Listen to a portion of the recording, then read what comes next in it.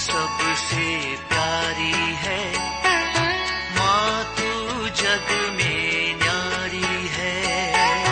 माँ तू सबसे प्यारी है, माँ तू जग में न्यारी है।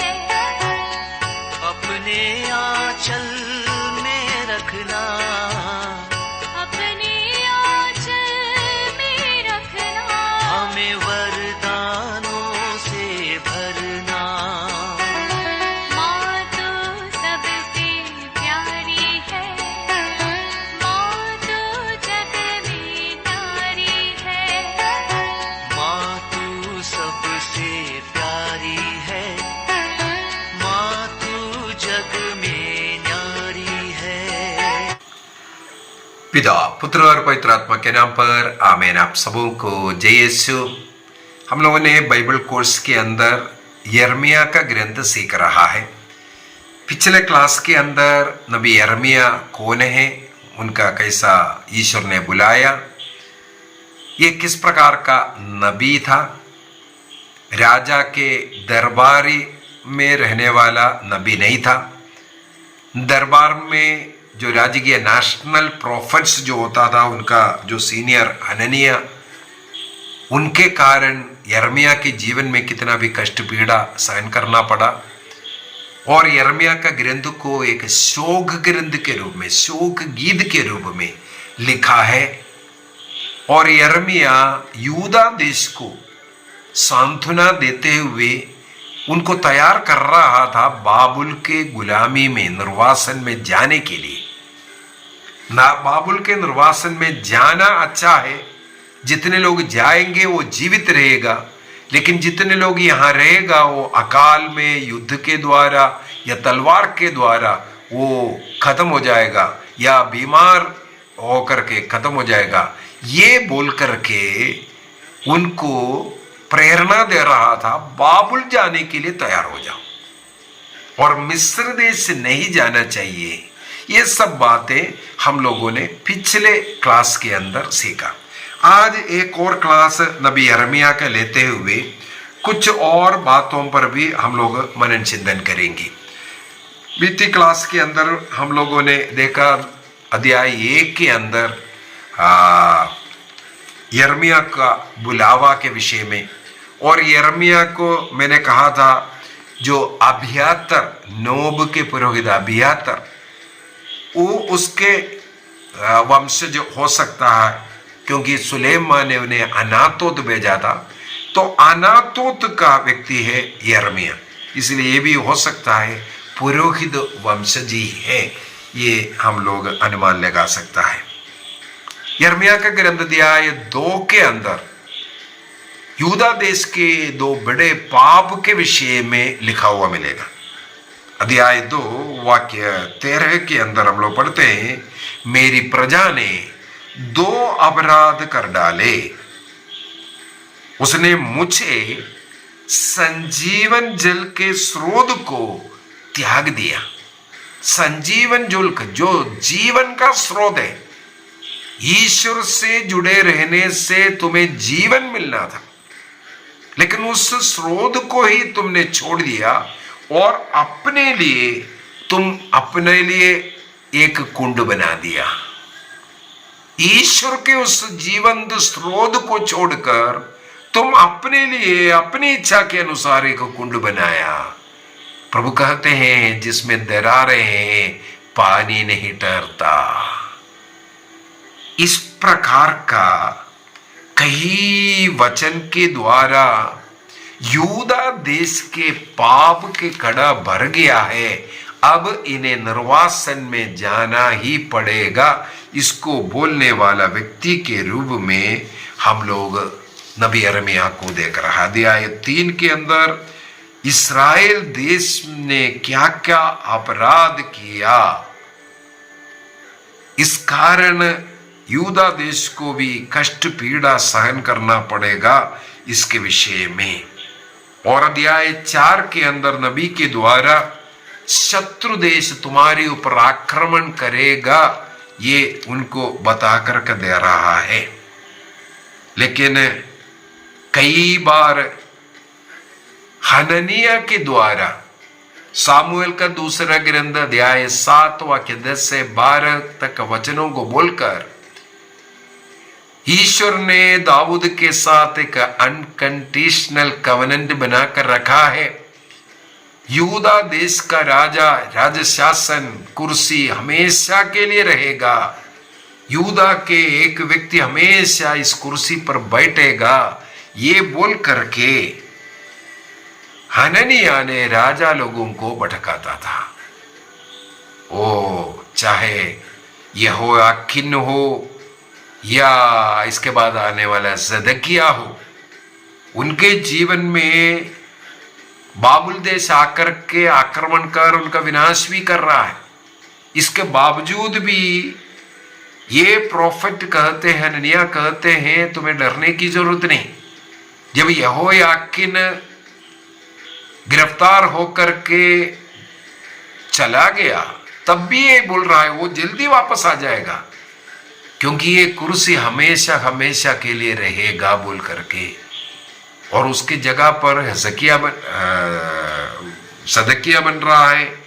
और हमें मालूम है सदकिया के शासन काल में 11वें साल में यूदा देश को बाबुल देश के निर्वासन में जाना पड़ा। तो यूदा देश के राजाओं के द्वारा क्या क्या गलती किया, ये सब यहाँ पर हम लोगों को देखने के लिए मिलता है। एक एक गलती को बता करके यिर्मयाह विलाप के स्वर में लोगों को बता रहा है।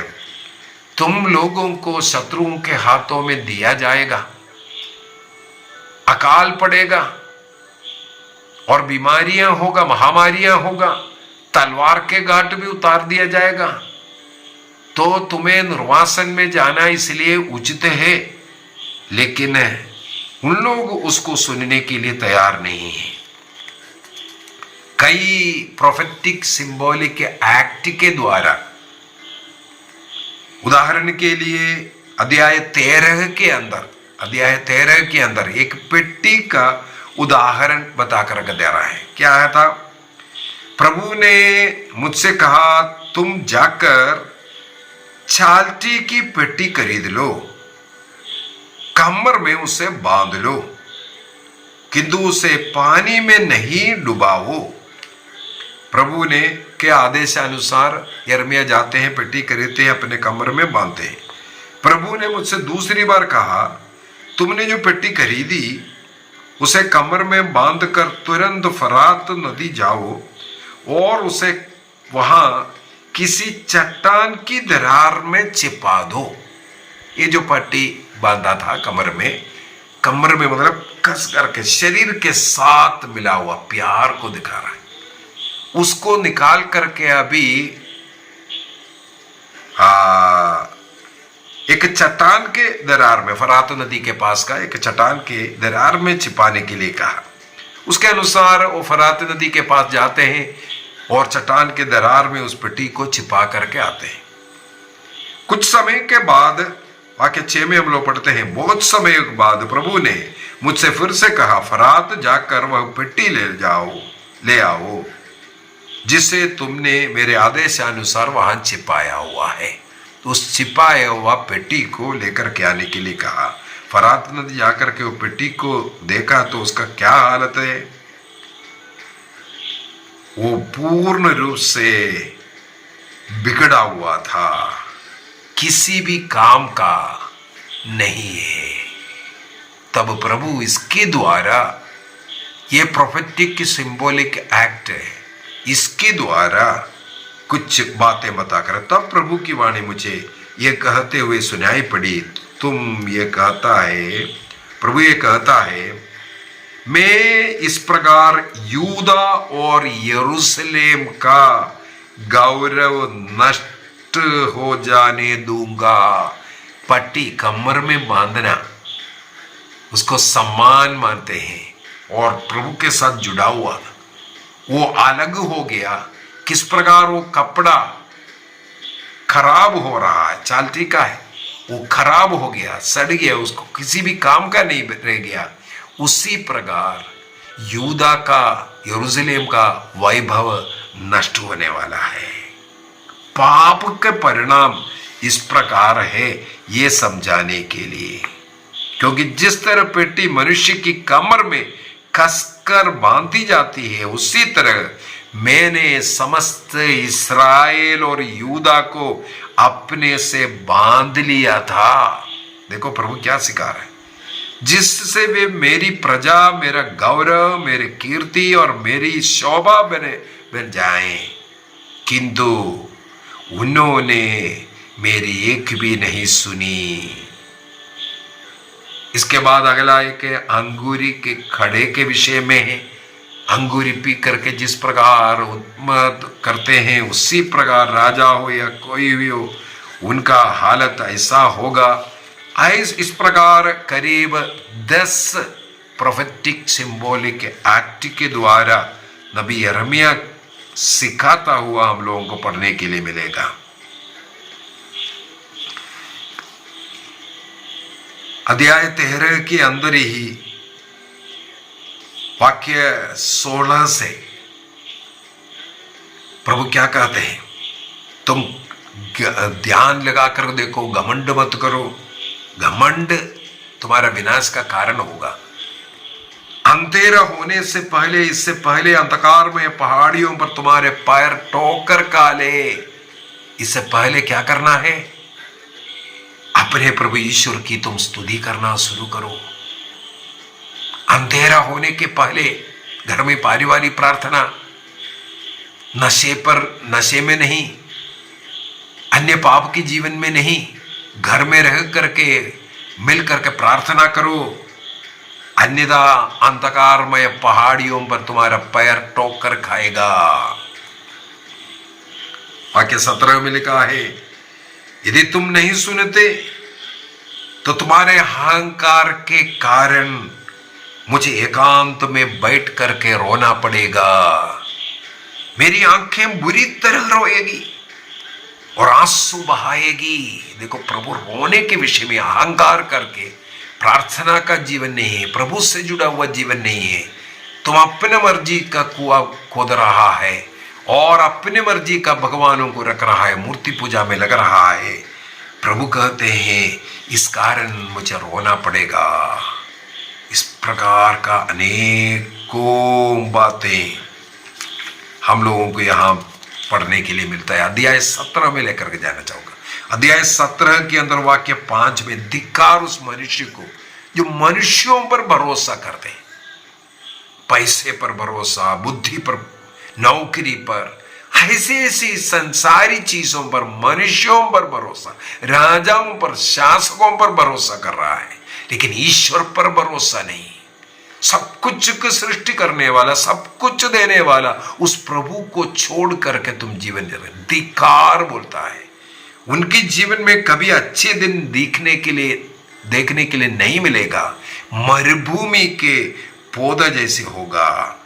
लेकिन वाक्य 7 में लिखा है, धन्य है वह मनुष्य जो प्रभु पर भरोसा करते हैं।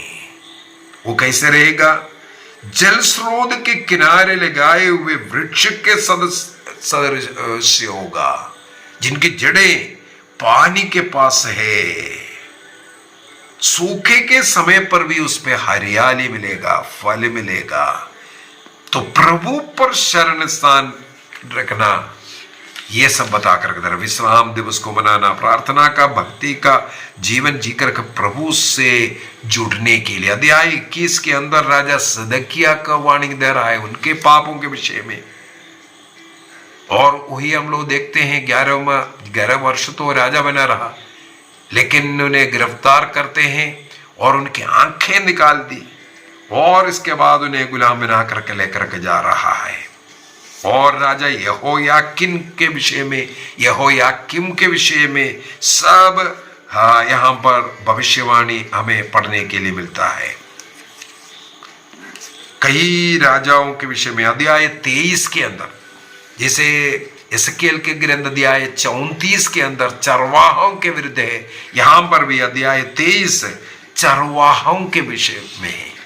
प्रभु ने अपने भेड़ों को चराने के लिए उपयुक्त चरवाहों को नियुक्त किया, लेकिन वे लोग भटक गया। वे लोग अपना मन मर्जी का जीवन जी रहा है। वाक्य 13 में लिखा है, अध्याय 23 का वाक्य 13 में, नबी और याजक दोनों दुष्ट हो गया। वे मंदिर में भी दुराचरण करना शुरू किया। दोनों मतवाला बन गया है। इस प्रकार का पाप का जीवन जीने वाला भेड़ों के लिए उदाहरण नहीं है। वहां पर प्रभु बोल करके दे रहा है, भूसे और गेहूं का दृष्टांत के द्वारा। वहां पर है वाक्य 29 के अंदर, मेरी वाणी अग्नि जैसे है। भूसे को आग जला देता है, वो हथौड़े की तरह है, वो चट्टान को टुकड़े टुकड़े करने के विषय में वहां पर वो बता करके दे रहा है।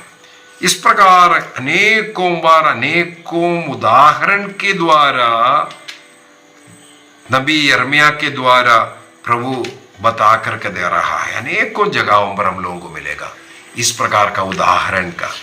और अध्याय 44 से यहाँ पर राजाओं के विषय में और इसके बाद पुरोहितों के विषय में, नबियों के विषय में, सब उनके विरुद्ध में सब भविष्यवाणी करने के बाद आगे हम लोगों को देखने के लिए मिलता है अध्याय 46 से आगे कई राष्ट्र के विषय में, राष्ट्रों के विषय में बता करके दे रहा है, तुम लोगों का पाप के कारण तुम्हारे ऊपर भी आक्रमण होने वाला है।